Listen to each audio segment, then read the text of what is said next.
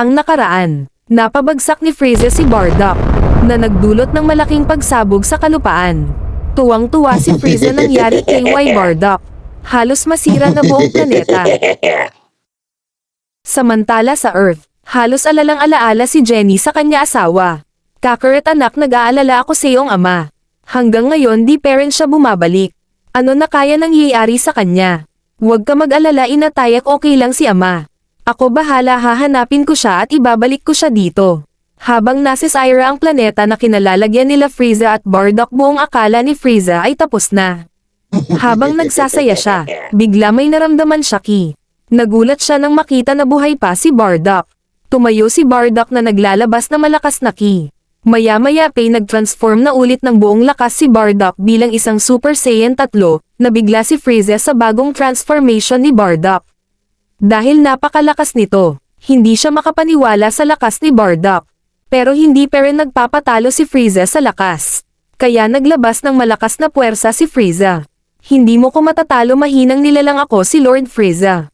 At sabay na nga sila sumugod sa isa't isa, walang ibig magpatalo. Lahat madaanan nila ay nasa Syra at sumasabog.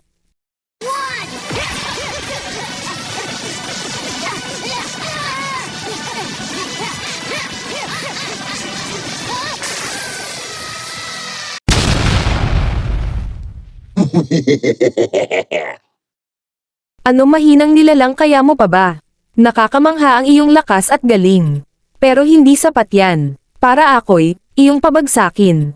Ako si Lord Frieza, ang pinakamalakas sa buong kalawakan.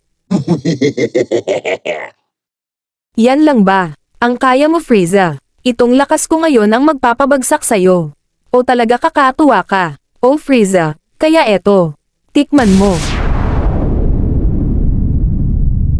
Lapas tangan, hindi ko mapapalagpas ang ginawa mo sa akin. Sa ginawa ni Bardock, galit na galit si Frieza, kaya buong lakas na sumugod si Frieza. Humanda ka sa akin, mahinang nilalang. At sumugod din si Bardock, nagpatuloy ang kanilang labanan. Mas yumayanig pa ang buong kalupaan, naglalakasan ang mga kidlat na sumasabay sa kanilang mga lakas. Si Bardock mas nakakasabay na sa lakas ni Frieza. Nakikita sa mga mata niya, gustong-gusto niya tapusin si Frieza. Hinding-hindi mo ko matatalo, mahinang nilalang. Tatalunin kita, Frieza. Dudurugin kita tulad ng pagdurog mo sa aming planeta.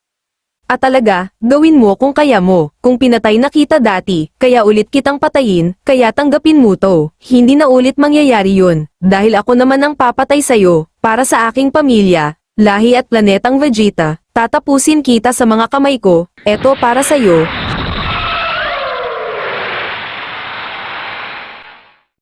Habang sa Earth naman si Goku naghahanda sa pag-alis niya upang hanapin ang kanya ama. Gamit ang teleportation, pilit hinahanap ni Goku ang Ki ng kanyang ama kung nasaan ito. Ayon, nakita ko na. Sige ina, aalis na ako, ibabalik ko dito agad si ama.